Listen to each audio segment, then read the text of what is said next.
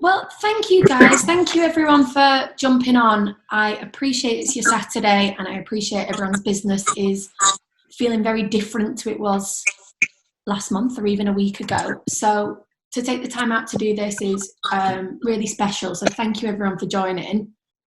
I'm going to just set the expectations of this call. This is going to be a moan-free zone. There is a million other places we can moan, but this, I want to make sure I'm conscious of your time because it's your Saturday. So I just want every conversation we have to be proactive, talking about how we can grow our businesses, talking about what we can do to help and helping each other. Is that cool with everyone? Yeah. Yep, that's good. Yep. Grand. If you are putting on the kettle, putting on the washing machine, do just mute yourself just so that we can all hear each other. Joe Kerwin, do you want to give a wave? He's going to document all the questions that get asked. So if we don't manage to answer the question in that very second, we're going to document them and make sure we try and get as many on the video call. And if there's any questions that we don't have the answers to, because as we all know, these things are changing minutely, we're going to go away and find the answers. So if anything doesn't get answered on this call, leave it with us and we're going to be answering it today. And we're also, as we're doing this, I don't know if I can just share my screen. As we're doing this, we're also making a document for you all, and we're going to be updating this as we get more information. So this document's going to be, what can we do? We've got what we can do this weekend, so we're going to cover all of that, of what we can do this weekend to help our businesses. We're going to look at opportunities of where we can get business and where we can create jobs out of this. Questions, this is what Joe's going to be adding to. And anything, I don't know if everyone did tune into Boris's press statement yesterday, but there was a lot of information that can benefit and is relevant to us. So we're updating this table as we find out more information on where you can go to get things like statutory sick pay. He mentioned like things like VAT is going to be on pause. We're trying to update this document as soon as we find out any more information. Then lastly, a lot of our friends in the industry are giving away really helpful free resources, and we're going to put them all there as well. So after this call, I'll make this document available to everyone, but tune in to it daily because it'll keep updating as well. It's a live document. So I'll make sure that's available to everyone at the end.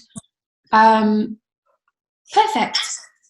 So to start with, I want to chat about what opportunities there are right now. We can see from data that the phone lines are less busy. There's definitely less people inquiring this week about getting their carpets cleaned, their floor restored. But I still believe there's a lot of opportunity to be getting work.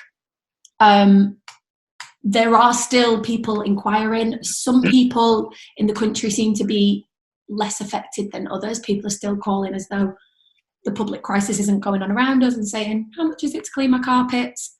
So that's fantastic. But what about all the other opportunities? What about when the phones do go quiet? What can we do?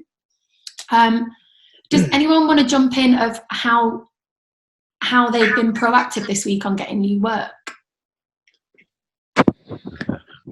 I haven't done any. Yeah, for us, we've done the blog thing, got that added to the website to try and put people's minds at ease with that.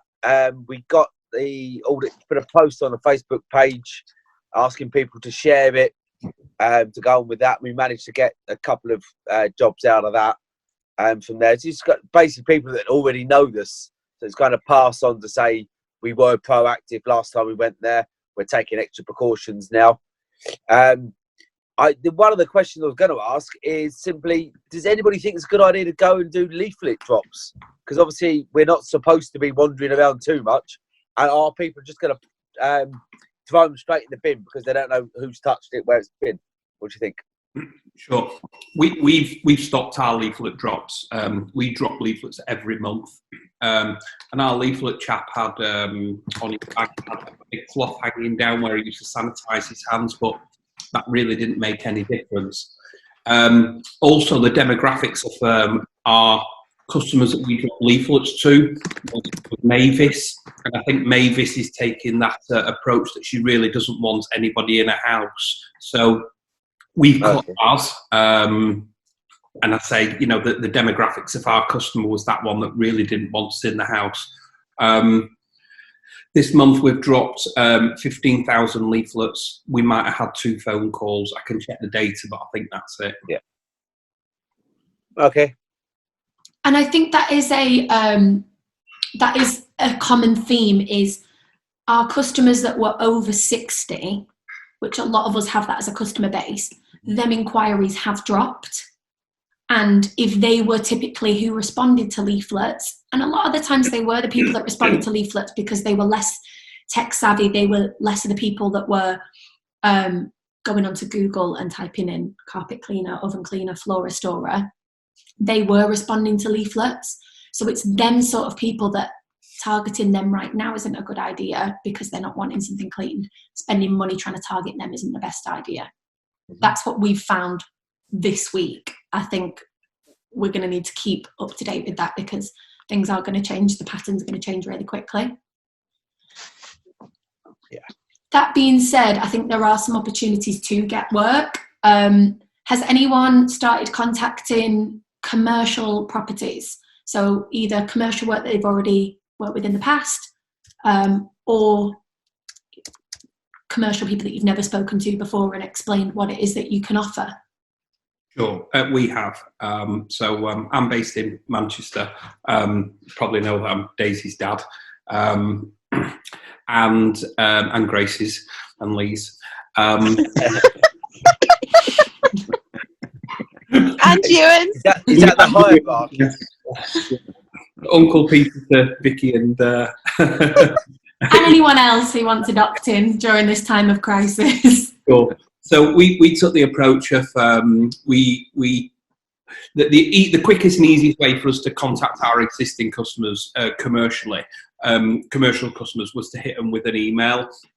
The email that we went out with was touching them about the coronavirus and explaining how we could fit into their program if they had one. So if they had any concerns, we could go along there, meet up with the customers, and just generally sort of chat it all through.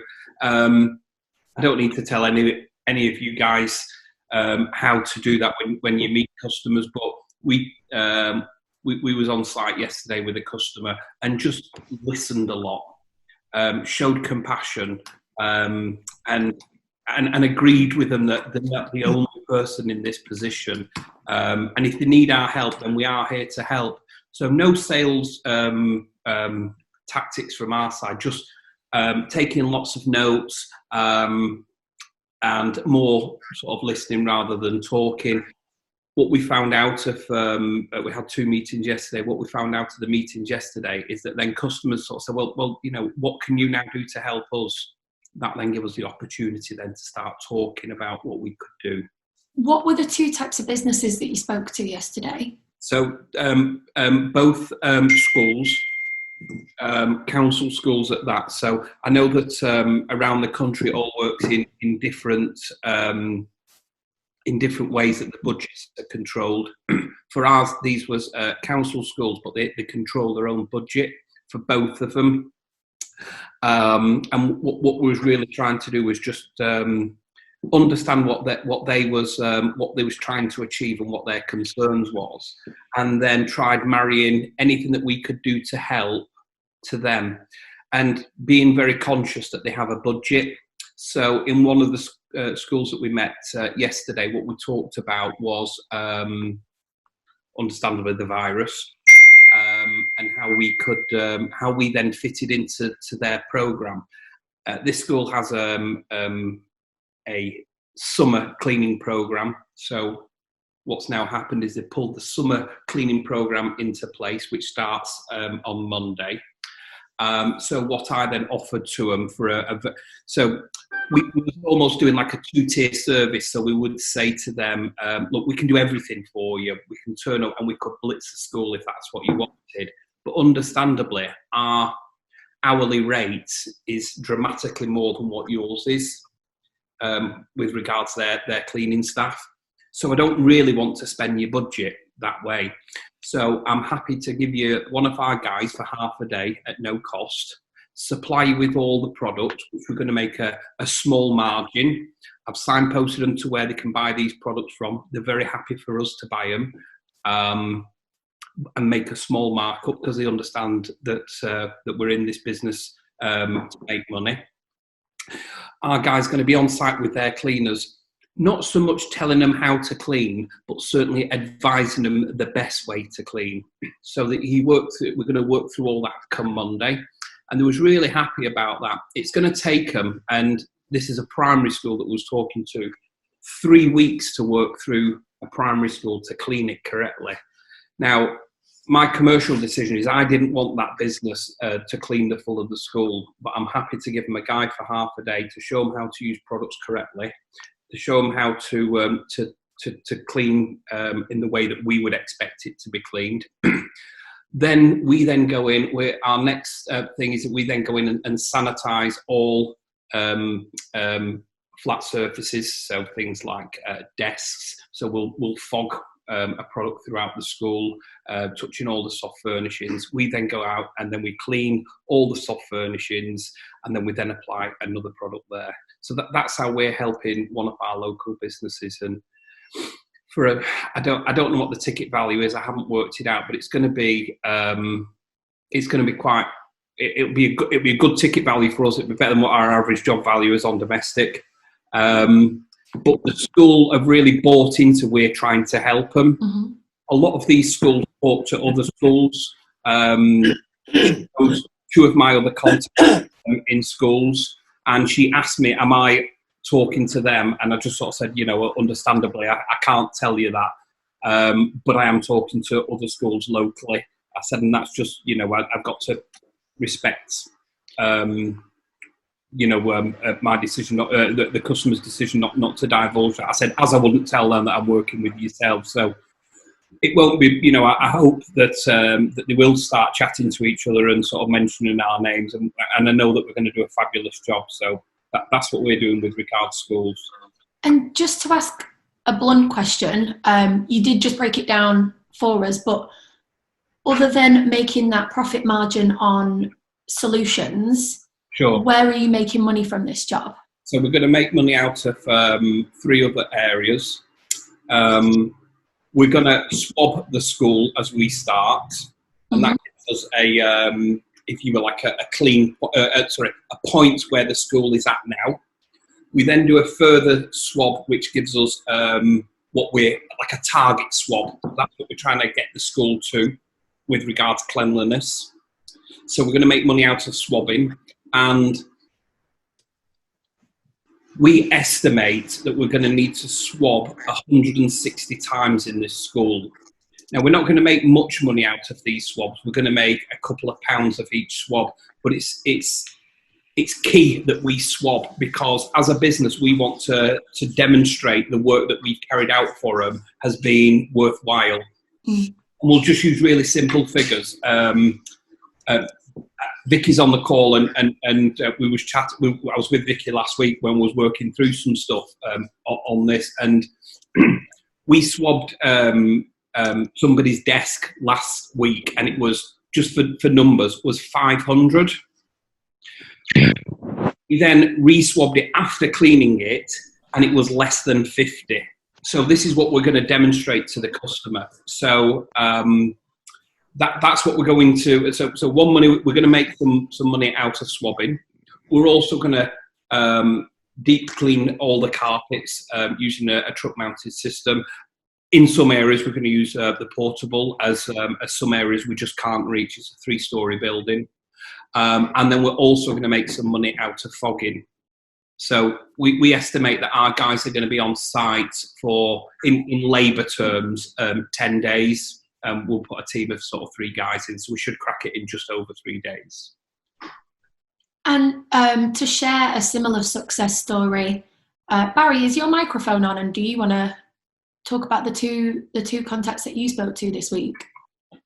Can you hear me? Yep. Oh, right. Yes, it's on. one's an existing client that we do a deep clean, office clean for them once a year, because they only invest in a member of their staff doing some domestic cleaning for them, which isn't really satisfactory. So we've been doing that for a few years. So they've come back to us. And somebody large office area in town that I did a quote for last year, and I wasn't successful with that. They came back and said we were too expensive. Approached me last week. Could we do a deep clean? They've got no virus, no infections. Nobody's been sent home. It's just precautionary. So they didn't really want a full bio clean, so to speak. But I basically said, well, what we're doing now, what we're able to offer is a level of service that will take those precautions, will up the standard of the cleaning. And again, they're not happy with their dailies or their weekly cleaners. So we're going to go in and combine a clean with sanitize afterwards. We're not using any foggers, but it's going to be flat surfaces, that kind of thing. And I went in there. It's a bit of a minefield quoting, and I've done it in the past, but basically I just took the approach that, right, one person per hour, PPE, materials, equipment, disposables, etc., and I'll just put it in on an hourly rate, and they've come back and told me how many hours they want, which is fine by me. So we're going to be basically working to the clock, and if there's a run, we will stop at the 15 hours that they've requested, and if they want more, then they know right from the start. We're not having to get into any quote competitions with people quoting, waiting for the replies or anything like that. So it's totally upfront. This is how much it costs. If you want us, give us a shout. And they came back and said yes. So we've got 2 out of that. Thank you, Barry. And 2 things that I think is really important to highlight from both Peter and Barry's quotes. One, they're offering services that aren't their usual day-to-day services. They're trained in them, but right now it's key to diversify. In both cases, you've just listened to what your clients want and then reacted. And I think that's really important for us to do now. Listen, ask people what it is they need, and then let's figure out how to serve them. And second point is, Peter went and had a meeting to see what they needed.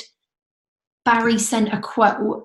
I think that's 2 really different ways to do it, and we just need to keep mindful that sometimes clients just want you to go and have a conversation and listen to them because they're worried right now.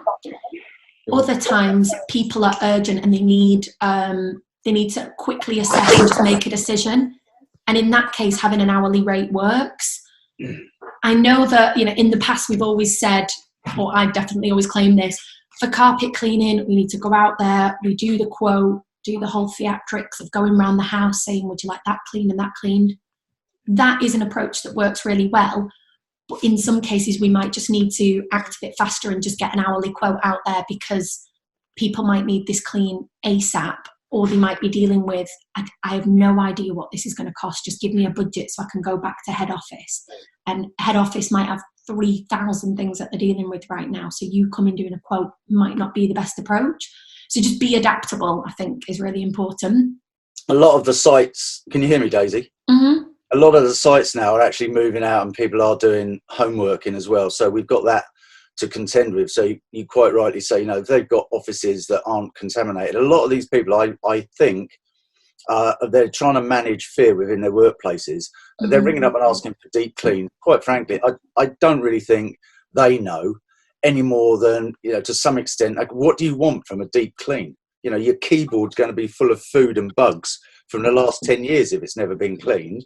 Do you want computers? How specialised do these people want it? And I think it's managing and being honest and fair with, look, we are going to come in, we are going to clean, but we're going to only be able to deal with existing known bugs, and it's only the longevity of the service that we provide. As soon as you've got someone contaminated comes into that building, are you preparing yourself to start the whole process again, bearing in mind we can't kill COVID-19? And I was in a shop yesterday with a supplier. A guy walked in, he's a window cleaner, proud as punch. He's got a supplier that's got a product that kills COVID-19, and he's going into houses, I think, with a fogger. Well, I don't know what level of skill and knowledge the guy's got, but where he got this product that's killing COVID-19, I think, we all need it, don't we? Yeah, and I think the point you're making, Barry, is really valid. it's so important to be honest with our clients of what we can do right now. Manage expectations, and if you are honest and say, we don't have a product that's going to kill this strand of COVID-19, but this is what the product does. The reason we know it doesn't kill that yet is it's not got to lab stage where we're able to test that. They're testing in hospitals for vaccines right now. We're not the priority. I think that level of honesty is going to be really important to building relationships. And it's these uneducated cleaners that are out there, as you just sort of said, Barry, that are coming out with statements like that. So there is products out there that have been used and successful on previous coronaviruses. Yes, yeah. And when we talk to people, what we say is that we have a product that has been continuously developed, and every time a virus has come out, it has been successful on it. But please understand that the virus that we're dealing with today, nobody has tested anything on it. It's a new strain. Yeah, absolutely. So that then questions what they're actually asking us to do and the reasons they're asking us to do it, isn't it? Sure thing. Sorry, Daisy, may I just say something else for a minute? Permission granted, Dad. You should put your hand up on the app. How the tables have turned. You can see me. I've had scones this morning. I've got my coffee going. I wonder if anybody can see that I've got clothes on or not. So I'd like to know where you got those eggs from. Oh, yes, yeah. It's when you go to stand up and you see that I've got like a Daisy's old ballet skirt on or something. Colin, I have seen that you're wearing top half work outfit, bottom half pyjamas. Yeah. Nice one. The flannel gave it away a minute ago. So one thing that that we've slightly changed in our business is, and this goes for, I assume that we're all in the service industry of cleaning, so carpet upholstery, oven cleaning, office cleaning, house cleaning. And floor restoration. Floor restoration. In there as well, yeah. Super. So one thing that we've changed is the way that we ask customers questions when that phone does ring, and our phone is I think yesterday we had 4 phone calls in for carpet and upholstery cleaning. I was kind of happy with that. Wow. Other times I've been really disappointed with that, and Daisy knows how disappointed I am because she hears off me daily. If I also know when you're happy as well. We do a good job as well. Like an amazing amount of contacts to not so many. She hears off me a lot. So one thing that we do is customer calls us and we ask, why are you having your carpets and upholstery cleaned? So we then want to talk about why they're having them cleaned. So we've just ordered a product from Alltech, which is called EnviroSafe. And this kills, again, all known viruses. And I say that, and then we go into, but please understand, today's virus, nobody's tested anything on it. We've changed our product for this very reason, because we want to make sure that when we come into your house, we're using the products which are best suited to the situation.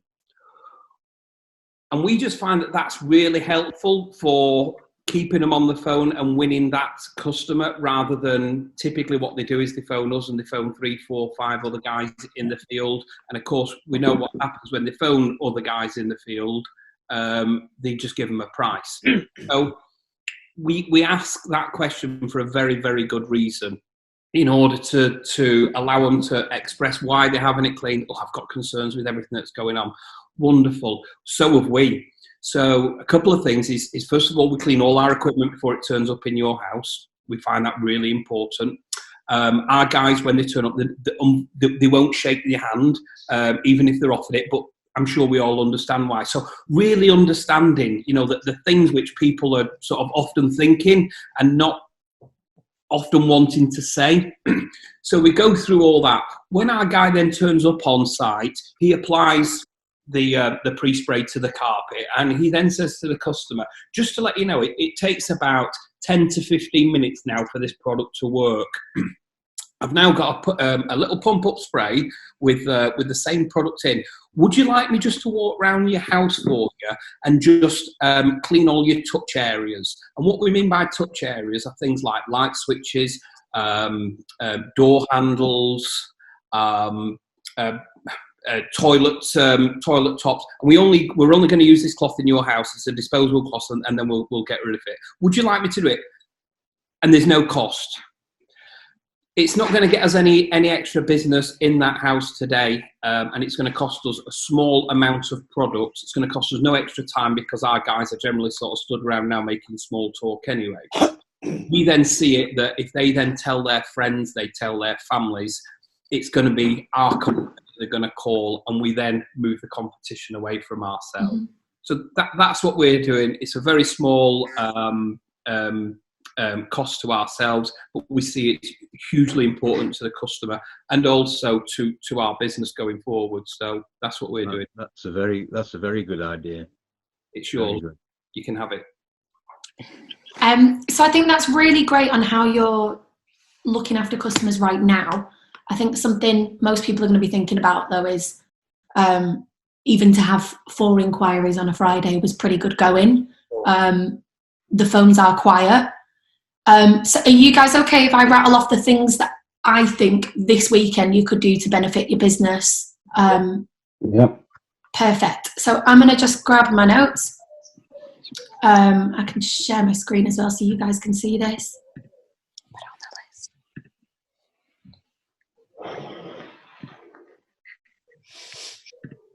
So something that I think is worth thinking about, and I think let's plan for the worst and expect the best, is that it is very likely that we're going to be losing some cash flow right now. And it is very possible that we're going to be seeing the after effects of this for the next couple of months.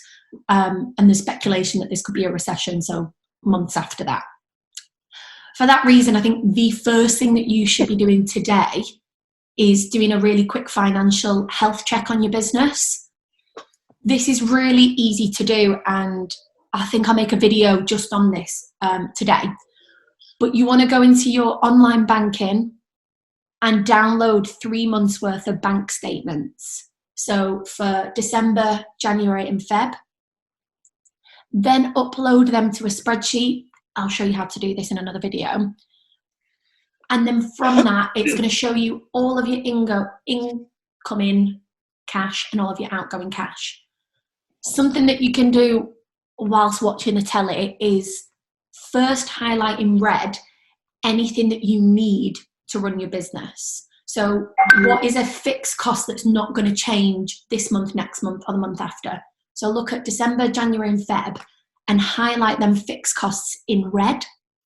So that's going to be stuff like, you know, if you've bought a truck mount and you need to pay a certain amount back on it each month. If you've got a unit where you pay rent, that sort of stuff. Second, go through that same list and highlight anything in yellow that is a cost to your business, but it fluxes each month depending on how much business you've got coming in. So that's going to be stuff like the cost of solutions, the cost of petrol to get to jobs, the cost of wages, depending on how many people you've got working on a job. And lastly, go through that same list and highlight anything in green that's not vital to running your business, but you're spending anyway. So be really strict with yourself on this, but things like coffees, lunch out, anything that you put on the company card or even you put on your personal card that you could do without with. The reason you need to do all that ASAP is we want to establish straight away the cost to run your business the last 3 months and the cost to run your business at, so the red here is that is the cost to run your business if nothing else, if you had to just pay the bare minimum. The yellow is providing the diary is full, this is the top price that it's going to be to run your business because you're going to have more outgoings like solutions and petrol. What we can do today is cut out all of the green, and what we can do today is figure out a number of what it's going to cost to run your business if you're quiet and what it's going to cost your business to run if you're busy. That's going to really, I think just getting that number is going to be really important because then we've got a figure of, okay, I need to at least achieve this, but I want to be aiming for so much higher. but just giving yourself a little bit of security of what that number is and a bit of realism when the world just feels like, you know, everyone's kind of going for scaremongering and fear tactics. If you know that number, you're going to feel a lot more confident about what you need to achieve this month to make sure you get by. Again, I'll make a video showing you exactly how to do that, but I think that we could all do today, and it takes an hour, 2 hours, but it's just going to make you go into Monday just feeling a little bit more like, right, I know what I need to achieve this month to make this business turn over, but I know what I want to achieve because we're going to be aiming for much higher goals. The second thing, and I think Peter and Barry have already touched on this, is first just make a list of all your favourite clients. So I want a list of all your commercial clients and all your domestic ones, but then prioritise it with your favourite ones, the ones that you can speak to and have really candid, honest conversations, the ones there you can get on the phone and be like, this is really crap right now. And the reason being is if you can have them chats and then you can be quiet and listen to what they're going to say, you're going to get some really, really helpful feedback from them. You know, if someone says, you know, if your favourite client is a restaurant that you go and clean for once a month, if you just listen and listen to all their problems, you might find a gem in there of how you can help. And it might be that you're doing something for free to help them, in which case you're going to keep that relationship with them. And when we get through this, they're going to remember you as one of the businesses that really helped them out. Or you might find a gem of advice of, they say, we just really need, this is something I've heard, is we just want to look like we're doing something. So it might be, well, we can come in full PPE. Of course, we're going to sanitize it.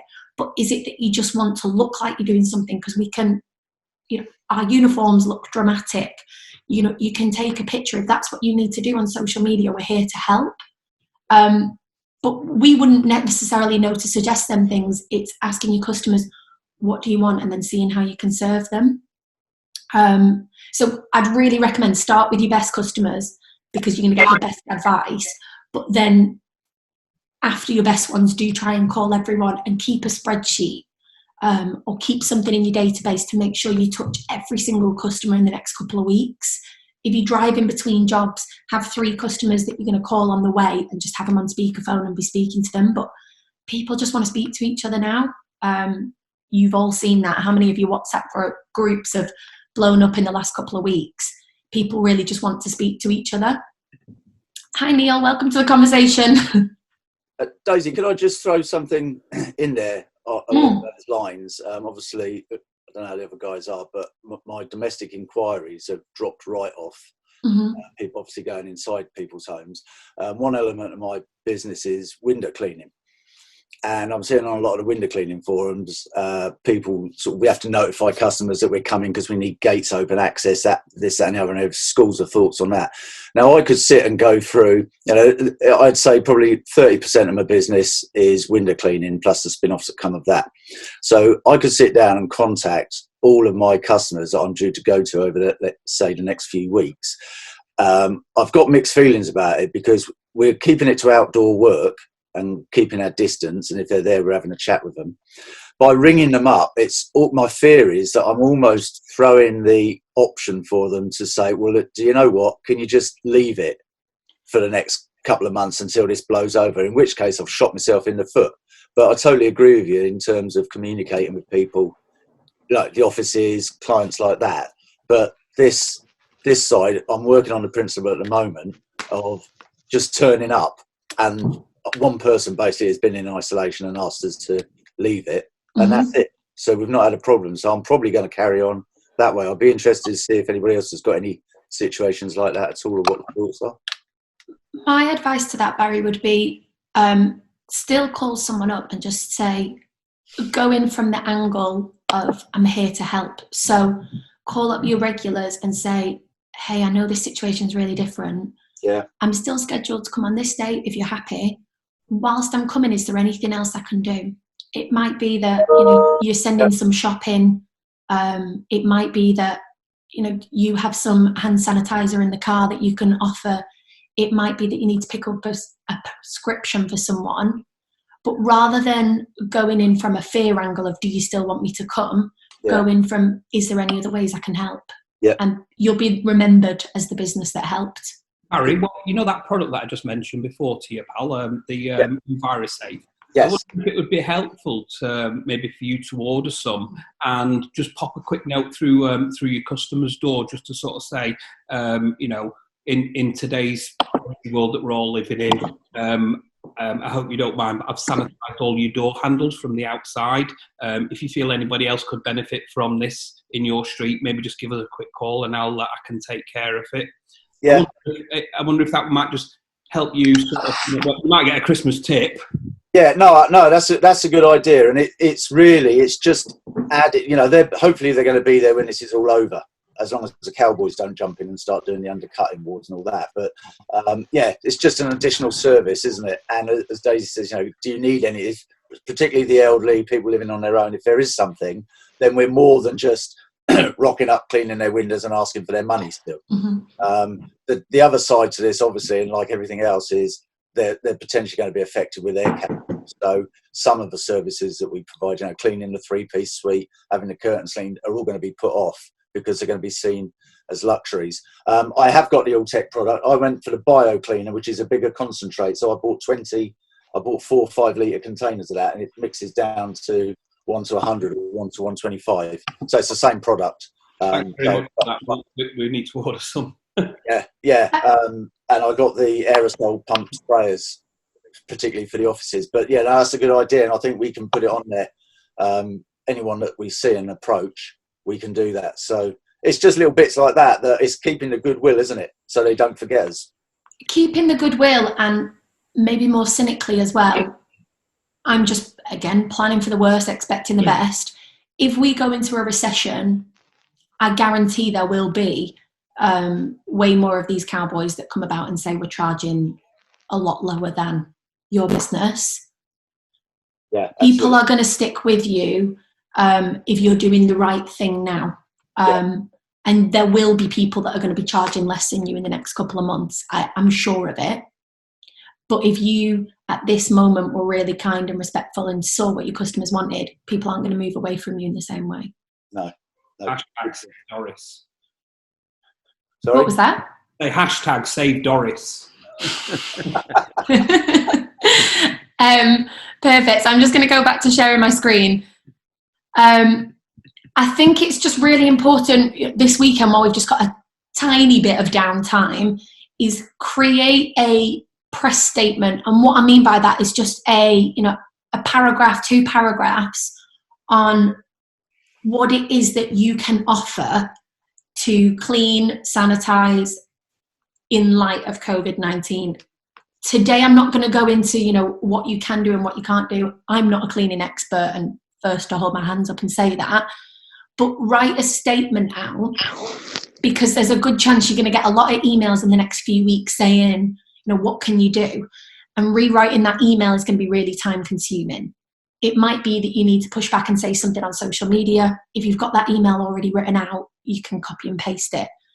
And you just want to make sure that if you do have any members of staff, they can all see that, so we're all saying the same message within the team. So just get really clear on that now, so that you're keeping the same consistent message. Something that we've started doing, we being me and my dad, is make a list of other businesses that you can reach out to. So schools, nurseries, residential homes, gyms, health centres. Whilst they don't have members of staff in, whilst people are working remotely, this could be a really good time to go and do the sanitising, to go and do the cleaning. They're not going to know that you offer that service unless you're getting your name in front of them. So start compiling that spreadsheet. We do offer that as a service if you guys are really busy at the moment. We're just trying to, again, diversify our services to be able to help you guys as much as possible. But there's nothing stopping you guys, while you've got any downtime, to do that as well, to start creating that list of spreadsheets and getting out to as many people as possible. And something that we're all doing by being on here right now, but I think would be really important to do within your local community, is start connecting with other cleaning businesses. So I think it's going to be really important right now that you know your competitors that are kind of the same professionalism as you, because there might be a chance where you get a huge contract and you're going to need more members of staff and you can speak to them.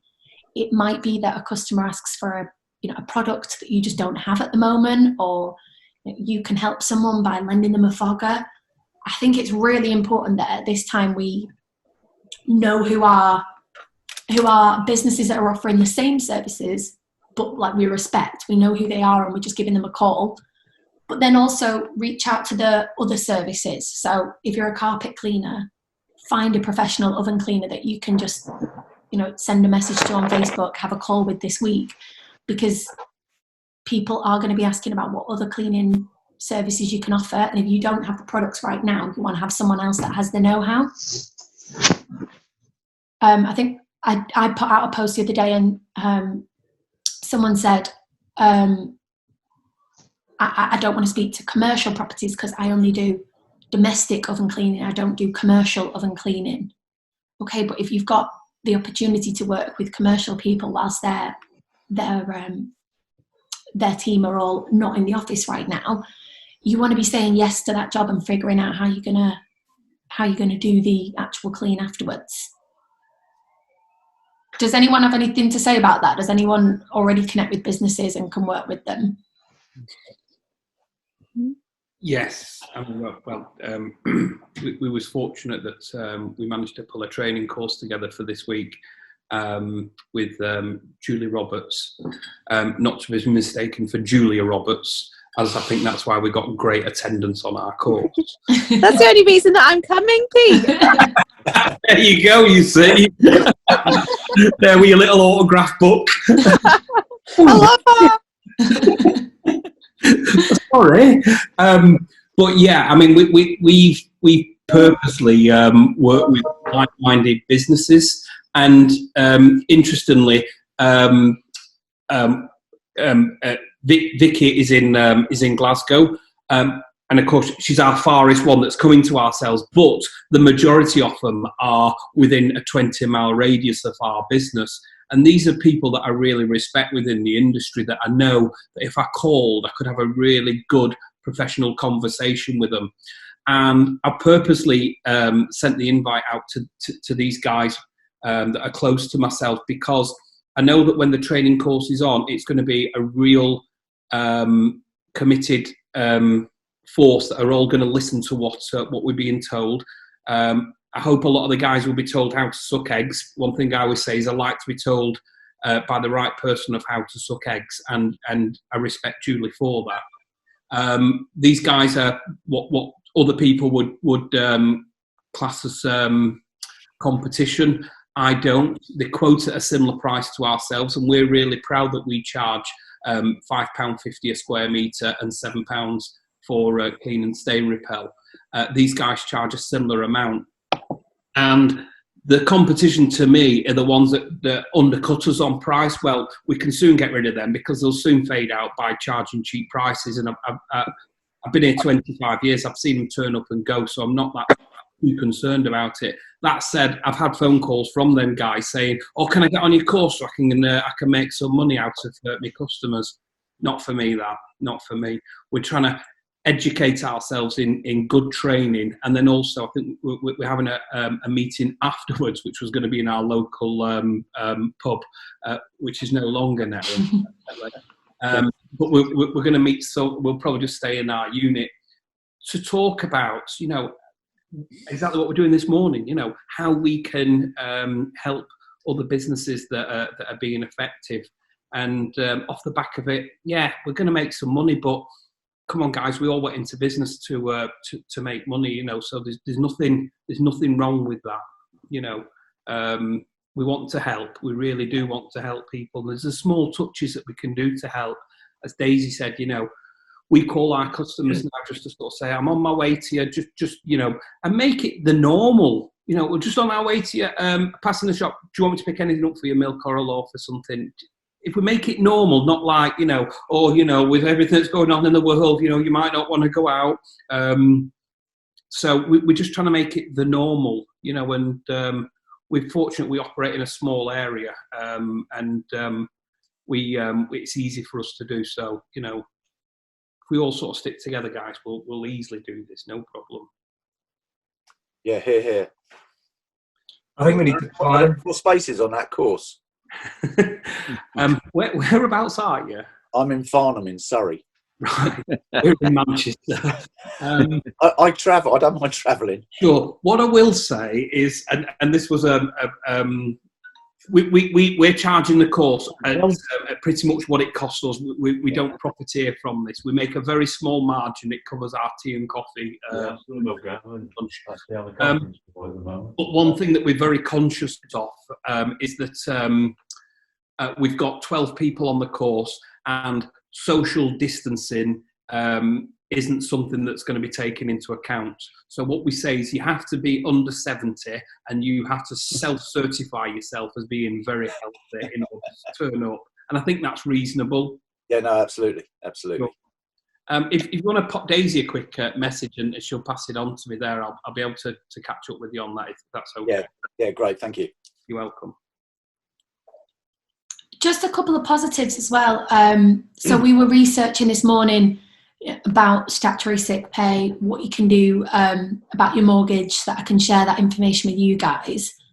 And I saw on the gov.uk website, under COVID-19 decontamination page, it says, as clear as day, cleaners and sanitising your property is really important right now. That could be just a good screenshot for everyone to include in their emails, including the social media. Sure. I'll send that link to everyone as well, because I thought that was really useful, and I'm crossing my fingers of, if it comes that we do have to go into lockdown, that there's the opportunity that cleaners are still one of the most vital peoples out there. I believe that would be the case, Days, but what I'm concerned about is that it will be employed cleaners within facilities that are allowed to, and of course these facilities aren't going to be open, so somehow we need to get ourselves in there, you know, that we are a key worker. A friend of mine, Chrissy, who's the director of the Domestic Cleaning Network, she has started a petition, and I'll put that link on there as well to get that signed, to make sure that we are considered a vital service. So I'll pop that on the document I'm going to share with you all as well. Surprisingly, Daisy. sorry. Go on, Barry. We've not had, of all the people and the ever-increasing list of key workers and important people, I've yet to hear the cleaning industry get anything of a mention, which surprises me. And I think we're all probably in the best place with the kind of work that we do to be able to survive and get out the other side of this with, you know, with the mixed knowledge that we've got and the equipment that we use, the clients that we have. Everybody's thinking hygiene. Everybody's thinking cleaning one way or another. So if we, you know, I think it is survivable. So you're right, we're not on the list right now, but we have got a mention on the website that cleaning professionals are vital. So I think we might just need to do a bit of pushing and all work together to get on that list, but it's not far-fetched for us to be on that list in the next week. Yeah, another thing that I saw on the key workers list for schools was anyone that was involved in the transportation, manufacturing, or anything to do with hygiene products. I know that's not us exactly, but you know, it's closely linked. I think that's like strong backing that hygiene products and professionals that use hygiene products. And it was very vague. It said something about key service workers. And what is a key service worker? Sure. And to mention from that, Dean, who's not on the call because very fortunately he's got a big job from the light of this, said that he is offering, if he isn't able to go into schools, he is offering to drop off the cleaning products at schools and say, you know, you use these until we're able to come and do the clean for you. That might just be an option for now. You know, just see where you can help. Sure. A couple more places that I think there are some opportunities is one thing that has come out of the press statement yesterday is that a lot of businesses are cutting down on their employees. The government are saying that they can pay 80% of wages, and they're offering to pay some of the sick pay. Although we're saying, you know, businesses are doomed and where's the cash flow, that's actually going to help out a lot of big businesses' cash flow. So they might have the cash flow to be able to pay for floor restoration, oven cleaning, carpet cleaning, whilst, you know, a lot of people do have a lot of buffer fund in the business. So, you know, although people are saying that it's going to affect them, do consider that a lot of people will have money right now. Can I ask for some interpretation on this, Daisy, from all the guys on here today? Because I employ I employ one person now. The other one's gone off to get some full-time shelf stacking work, which is handy for me. I'm a little bit confused in the way that I'm interpreting it, because obviously my phone has drastically stopped ringing. So the work that was sustaining 2/3 of us will realistically potentially only sustain myself if new work and fresh work isn't coming through the door. So in terms of me making my full-time guy redundant, my understanding is that I can now apply for up to 2,500 for his PAYE per month, which is pretty much where I'm at. But does he then have to come in and do the work and then make me effectively redundant as the business owner?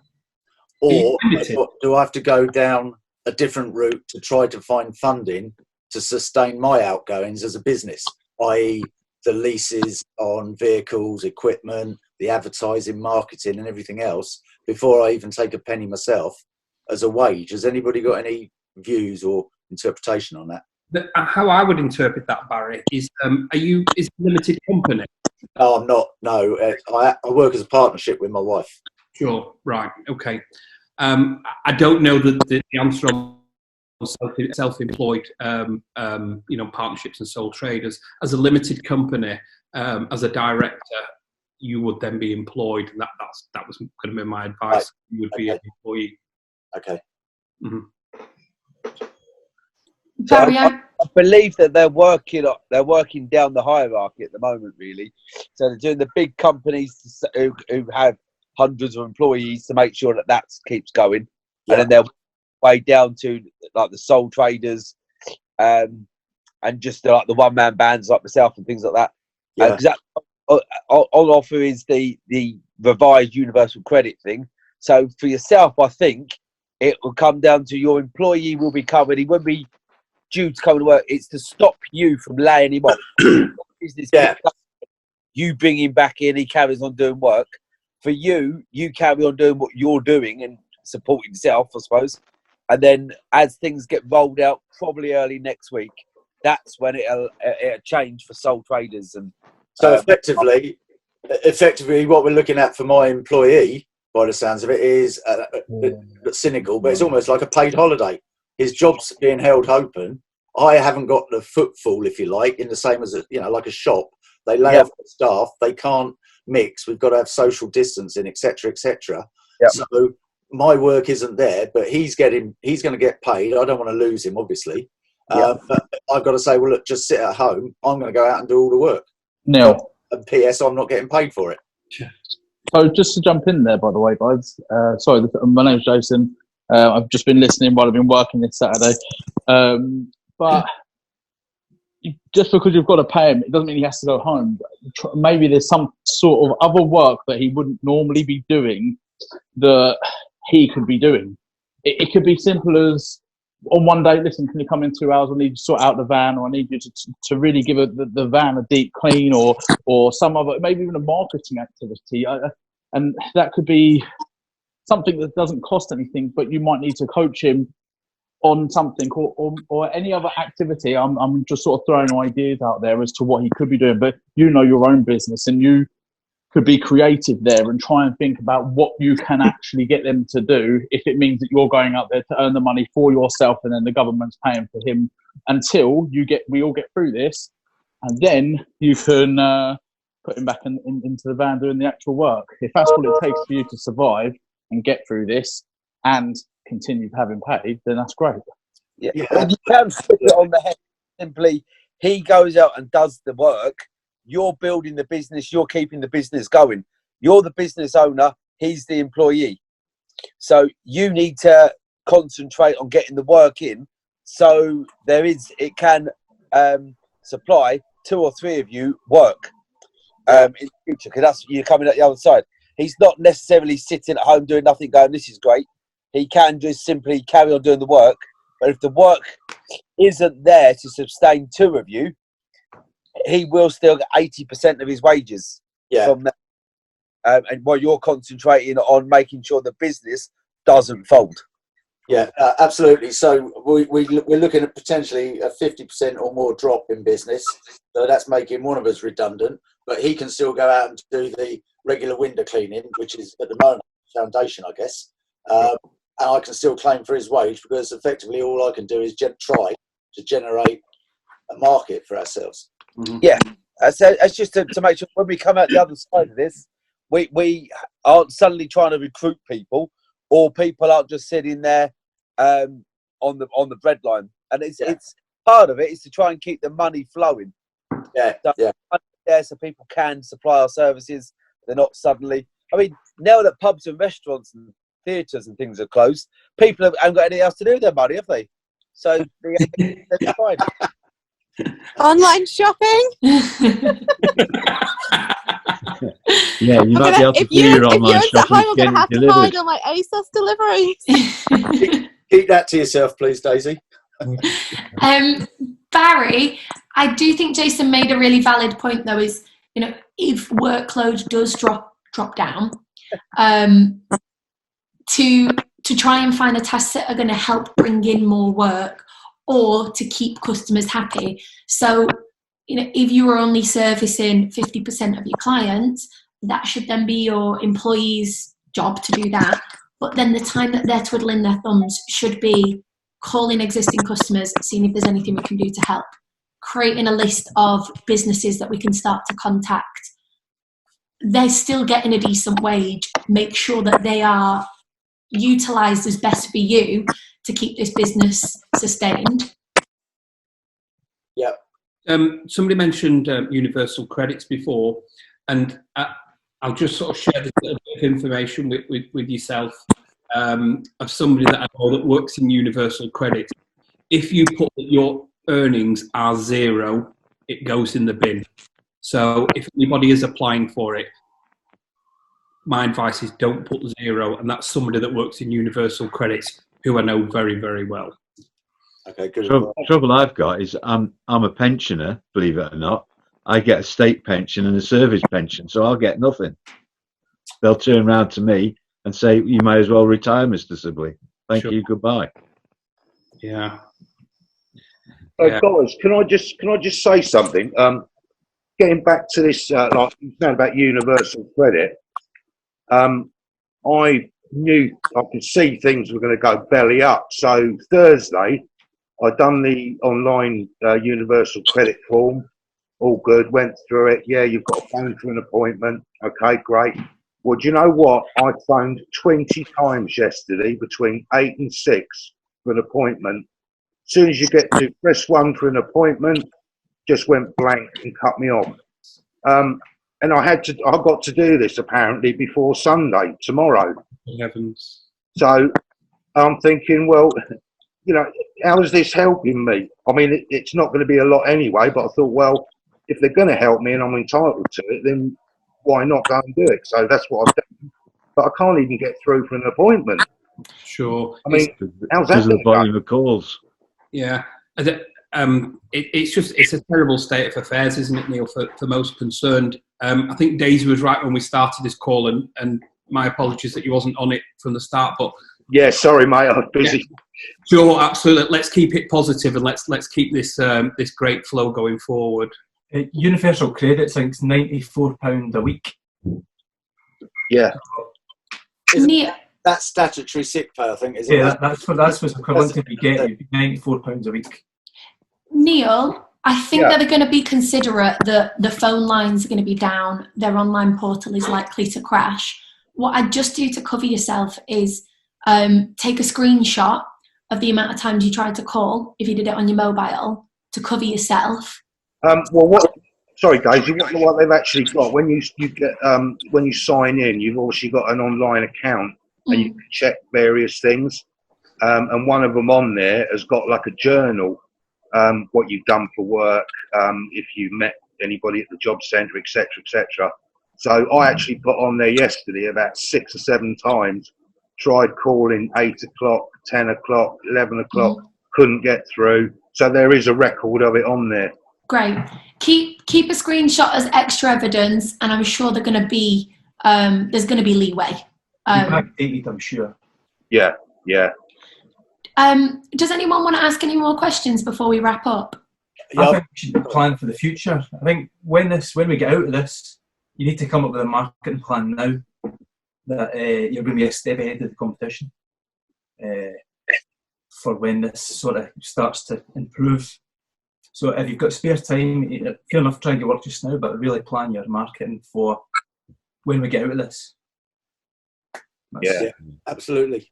I think, does anybody have any other ideas of how to try? Because I mean, myself, we only deal with domestic. I've been doing commercial, so we haven't lost that. But it is that's what the blog was about, to try and set people's mind at ease about us going into their house or me going into their house and the precautions that we're making there. So at the moment, obviously, we've got the Google ads going. We're posting regularly on the social media side of things. Obviously, we discussed earlier about the leaflet drops and possibly not being the right time to do that. Is there anything else you think that I could possibly go for? Because it is just me. So obviously, I don't want to be taking time off of potential cleaning or doing my job. Doing that, I need to be doing it more in the evening. I'm still pretty much okay for next week, but the week after is going to be very quiet, and I think that's how it's going to go for the future. So, can you not, or as it was mentioned earlier on, maybe I think for yourself, it would be good to start working on some alliances with other cleaners that are actually still getting into people's homes. Maybe the carpet cleaners, upholstery cleaners, window cleaners, trying to get a little team of you together so that you're referring each other. So. I've been in contact with all the people that we, like the carpet cleaners, the people that I've dealt with in the past, and the general domestic cleaners. But I mean, a lot of the domestic cleaners, because people are working from home, they kind of lost their jobs because people are at home and they're doing it themselves. It's not so much the money turnaround. It's like, well, it's like the dog walkers. The dog walkers have gone because of that. So I think return customers different for me because they don't generally have it cleaned more than once a year. And obviously, by the time that comes up again, we'll be out the end of it, out the other side of it. So, I'd recommend starting to contact commercial work. In your spare time, anytime you've got, you should be educating people. Your blog post is brilliant on why oven cleaning is actually really important right now. Educate people where you can, but people aren't just going to see that blog post, to be honest. That are your ideal customers. It's getting it out there in front of the right people. Send it in emails, post it on local Facebook groups, but also the domestic cleaners that you mentioned that are sat at home right now. Could you come up with a agreement with them of if they're sat at home, they could be doing the contacting while you're out cleaning. If they sell a clean plus an oven clean, you give them some of a kickback for getting you some work. Yeah, that's good. It's good. Also, you could, where the commercial cleaning companies, the ones that are getting into the offices and the healthcare systems, etc., you might, if you can find some local businesses and make yourself available as an experienced cleaning tech, basically, you might be, just to get yourself through. If you've got downtime and you can make yourself available as another pair of hands, because there is going to be a lot of this ad hoc cleaning, because I'm going to be in the same situation myself. When these jobs come through, a second or third pair of hands is really going to help me out, even if it's just a day's work or a couple of days' work. So maybe put yourself out there and make yourself available. I'll put it out there that I'm, all the time. If I go really quiet, then I'm just going to be the hands there and plod along with that. And then, just simply, because then if I'm helping someone else, but I'm in my work attire, I'm kind of advertising my own company at the same time, aren't I? Yep. Joe, you had some data to show that deep cleaning, office cleaning, sanitizing, desktop cleaning is all really ramped up in the search inquiries. Yeah, so we obviously we do marketing for a lot of different cleaning niches, and at the start of last week the calls hadn't really gone down, but by the time we got to Friday they had, and there's really two businesses that haven't been affected positively by this corona outbreak. Now, one of those is anyone who's in America. Seems to be really busy at the moment, but that's not going to affect anyone on this call. The other guys that are doing seriously well are the contract cleaners that we work with. And like my advice to everyone, and I'm going to be calling around anyone that works with us, and I've spoken to a few people last week, is if you have the potential in your business to diversify into any kind of deep cleaning or any kind of commercial contracts cleaning, like that is seeing traffic and it is seeing conversions, because businesses at the moment are panicking and they're trying to safeguard their people. They're trying to do as much as they can. It seems like there is money to be made in that niche. Okay. Any more questions? No, I was just admiring your dad in his cycling outfit. He's in the bus. He's got his helmet on and everything. He's off. Guys, maybe not as a point of out there. Maybe not as a question, but I mean, if you do head the same way that Italy's out and the other countries where we are shut down and there is no money coming in, not because we're not marketing, but because we aren't allowed to leave our houses. If you've got a contingency plan, through getting loans or grants or however everyone sort of already thought about doing this, obviously you don't have to stop on your business, and content marketing would be, content marketing is one of those things where you may not have the time to do it, and therefore, it's fantastic, it works, but you can't actually spare the time because you're doing the things that are what feel like more urgent. So if you're not sort of au fait with content marketing, there's plenty of stuff on YouTube to be learning about that, how it can help your business. But if you already know about it, then now that time would be a great time. So when you have come out the end of this, you've got so much content, whether that's written, whether it's video, whether it's images, you've got a stockpile of those pieces of content you can use to generate business and to actually distribute,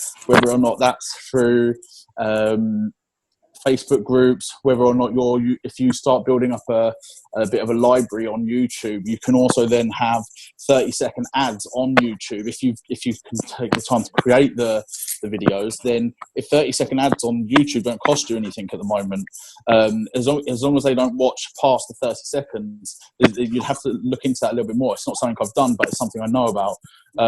So just obviously you're not going to be doing pretty much any other type of marketing, maybe contacting other companies again, but it's just something else to think about if we do get to that point, which I'm sure we will.